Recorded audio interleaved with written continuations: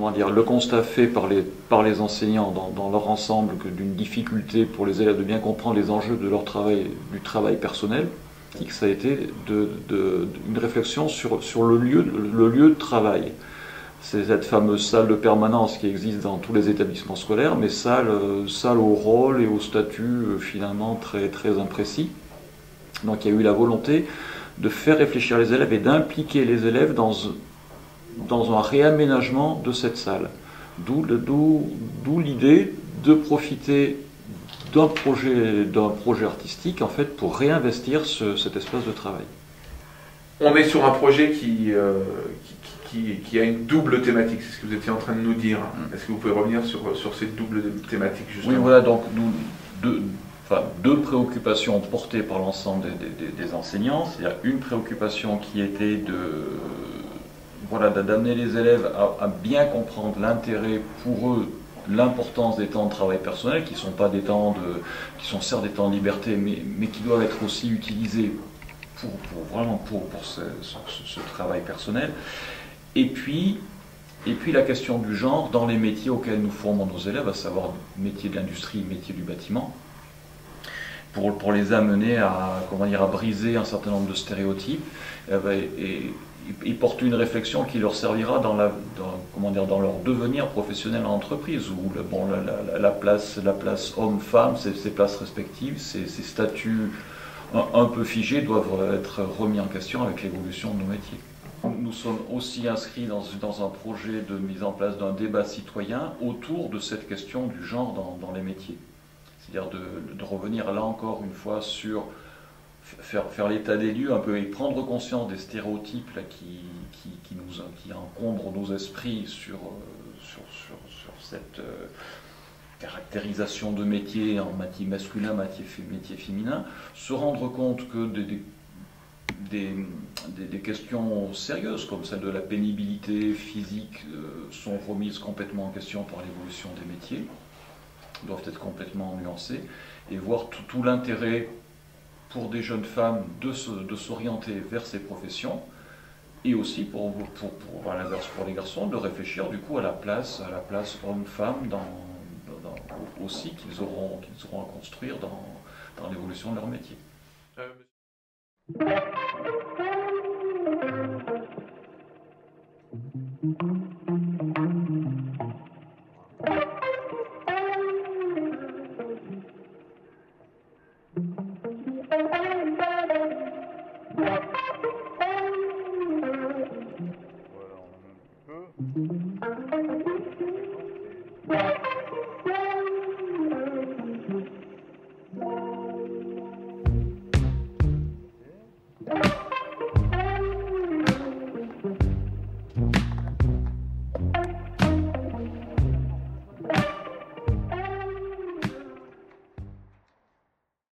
Andrea, est-ce que tu peux nous dire ce que ça t'inspire, toi, ce travail qui a été mené cette semaine sur la thématique égalité homme-femme?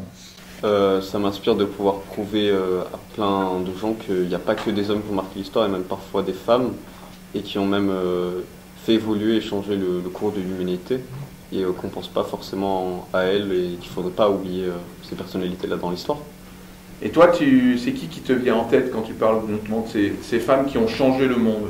Je dirais Ada Lovelace, une génie qui a créé le premier programme informatique, et son histoire est intéressante, et je trouve qu'il ne faut pas oublier ça, de dire qu'il y a quand même quelqu'un qui a créé le premier programme informatique avant les tout premiers ordinateurs dans l'histoire.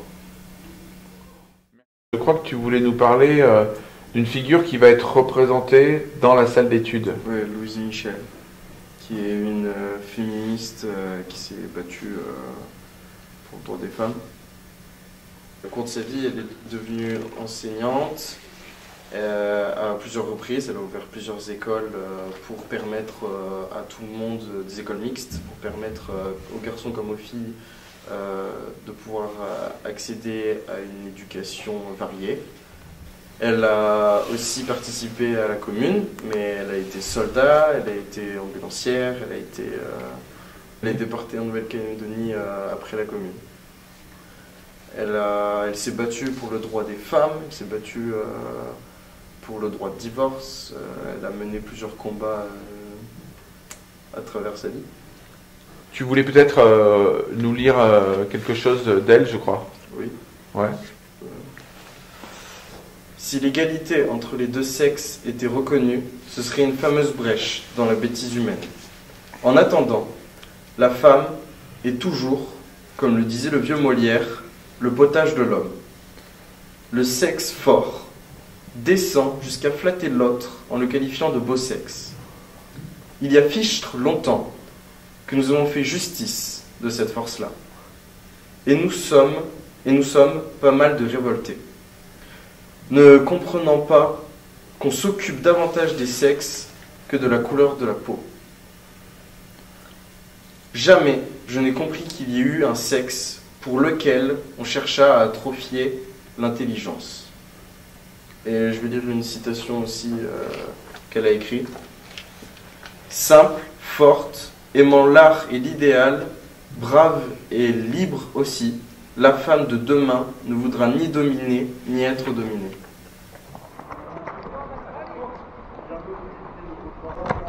Voilà.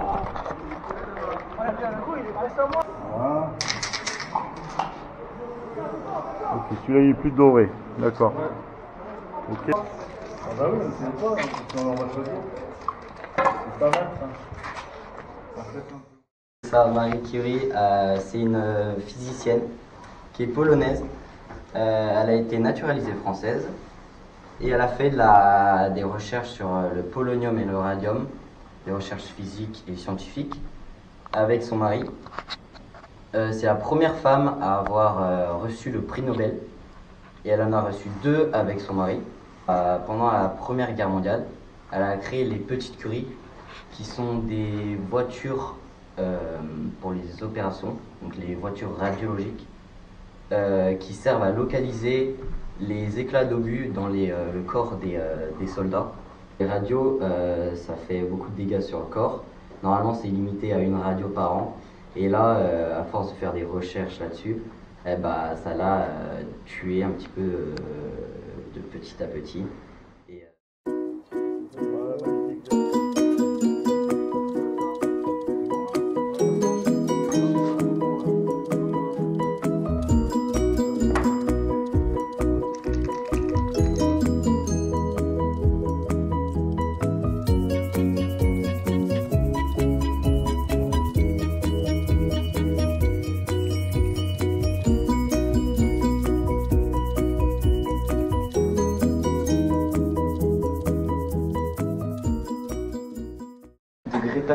De Greta Thunberg. Alors explique-moi pourquoi ce choix et tout ce que tu sais sur elle et pourquoi elle t'intéresse en fait cette... Parce que c'est une militante écologiste qui a 19 ans, donc finalement elle a presque notre âge, et donc elle est jeune, alors ça parle plus aux jeunes comme moi. D'accord. Et ce qu'elle défend, c'est-à-dire l'écologie, c'est important pour nos générations futures, parce que sinon il y aura le réchauffement climatique, le dérèglement climatique, et puis elle est un peu alarmiste, elle dit aux politiques ce qu'il faudrait faire pour préserver la planète. Et elle a été attaquée, je crois, sur le fait que c'est une adolescente, le fait qu'elle ait victime d'une maladie. Elle a subi beaucoup de discrimination pour sa part, justement à cause de ça, parce que du coup les gens ne la prenaient pas assez au sérieux. Pour son âge, on peut comprendre le point de vue, mais sa cause est pour moi juste et vraie. Elle donne de vraies informations et elle met au courant le monde entier, je dirais.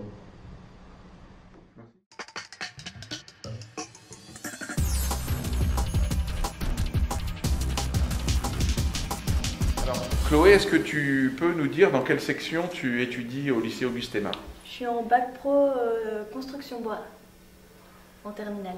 Très bien. Et alors, est-ce que tu peux témoigner un petit peu en tant que jeune femme du fait d'être dans des secteurs plutôt masculins? J'ai des expériences que j'ai. On m'a souvent soutenue dans ce milieu-là, au lieu de me dénigrer en mode tu es une femme, tu n'y arriveras pas. la plupart du temps mes patrons ou les hommes avec qui je travaillais trouvaient ça bien et étaient fiers que des femmes rentrent dans leur métier et de prouver à tout le monde que ça n'a pas de genre, qu'aucun métier n'a de genre, que ce soit dans le bâtiment ou n'importe quoi d'autre. Après, c'est sûr qu'en construction bois, les efforts physiques restent un peu plus compliqués, mais on peut toujours s'entraider, il y a toujours de l'aide, c'est du travail d'équipe, du coup ça fait plutôt bien. Donc cette semaine, on a travaillé sur cette thématique, égalité homme-femme, et donc tu as découvert les techniques de pochoir, là, oui. On voit derrière toi notamment. Comment tu as reçu cet atelier? Est-ce que ça t'a plu? Je trouve ça vraiment bien parce que ça change de ce qu'on fait nous habituellement. Puis c'est quand même hyper intéressant. Puis ça met en valeur les femmes qui ont révolutionné un peu notre monde, qu'on n'en parle pas assez, je trouve. Je me suis beaucoup plus intéressée, on va dire, à Simone Veil, que je connais beaucoup plus que les autres. Ça a été une des premières femmes politiques à rentrer en France.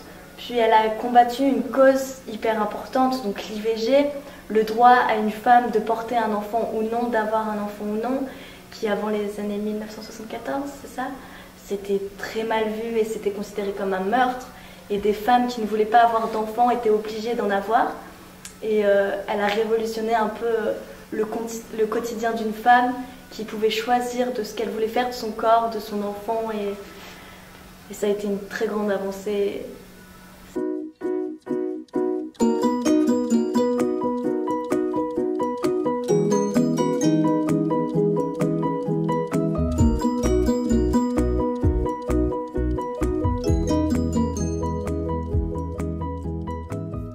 Oui, moi je voulais remercier tout d'abord l'établissement, surtout les élèves qui se sont investis toute cette semaine, extraordinaire.